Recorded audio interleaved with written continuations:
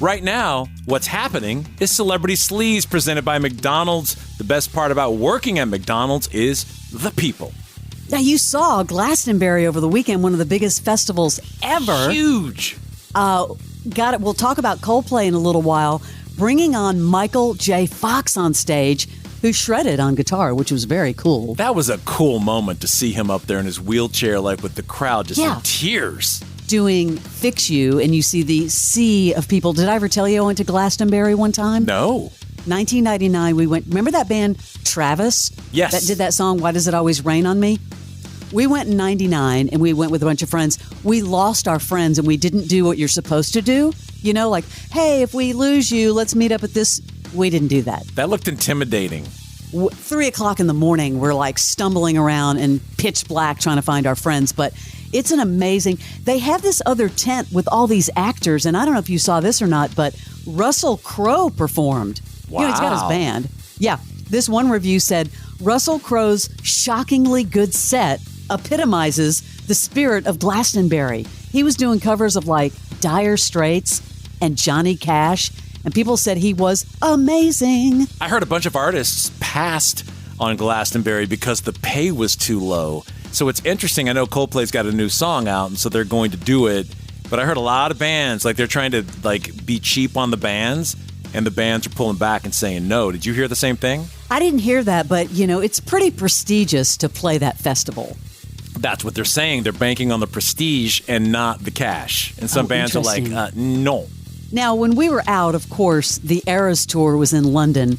You saw the star-studded folks that were there, right? Yeah. I mean, it was pretty unbelievable seeing Prince William dancing.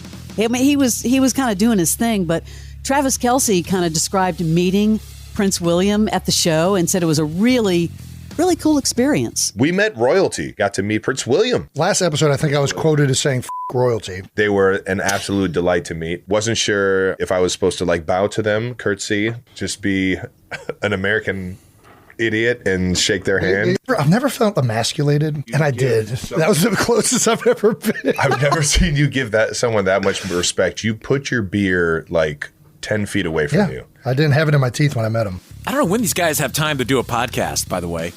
His brother, Jason, was like talking about being in tears watching the whole concert. Like, I guess it really hit him how big she is and how she just affects her fans. But I mean, star-studded. Paul McCartney was there. Tom Cruise. It's unbelievable. Speaking of that, did you hear that story that Kimmel was talking about? No, what? Okay. This reminded me how you always give me a hard time if I'm in a crowd or a party or a private event and I see a celeb. And like when you were at dinner with Reese Witherspoon 2 weeks ago and you wouldn't even say anything? Well, I was sitting next to her, but I wouldn't say anything. Yeah, moments like that? Oh, yeah, I'm aware of those. No, but listen to this. Kimmel is talking about this star-studded party at Paul McCartney's house. It's like Taylor Swift is there playing songs off her iPhone. Travis Kelce, Mick Jagger, Bruce Springsteen. He's talking about how intimidated he was. You were talking about this party you went to where Taylor Swift was the DJ, Paul McCartney, Ringo Starr, Mick Jagger, and Bruce Springsteen. What did you guys say to Mick Jagger? Did you go like, hey, dude, nothing. I didn't even speak to him. You didn't go over to Bruce Springsteen and he's funny, we had a good chat. We talked about Elvis. We even had that moment like, can you believe this party? I mean, even Bruce Springsteen was like, this is some party. Steven Spielberg parked my car that night outside he was working That's at how big the party was. Yeah, he's talking to Howard Stern and even Springsteen's like, well, some party.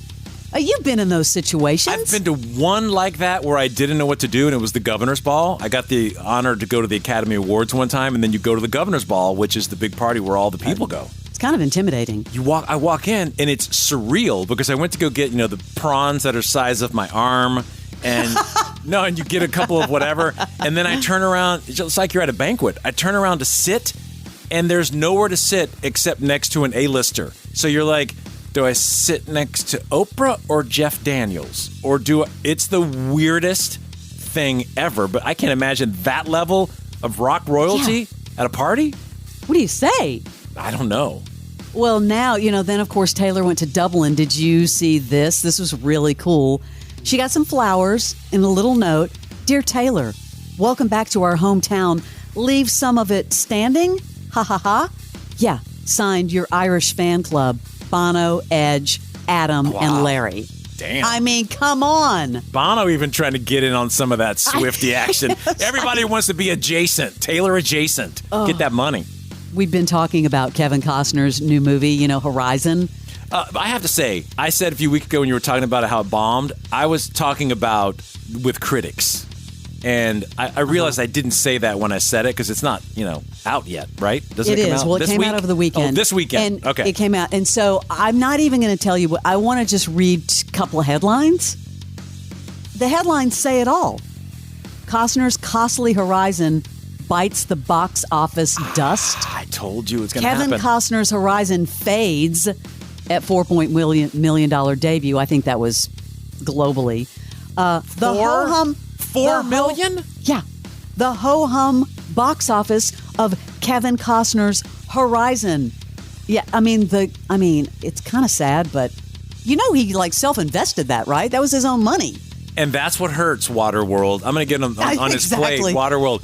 But, bro, we get it. You like Westerns. Come on. And he says he's going to do more. Give me a Bodyguard 4 or something where you're protecting a fake Taylor Swift, but we get it. You like Westerns, but nobody else is paying attention. That's your celebrity sleaze.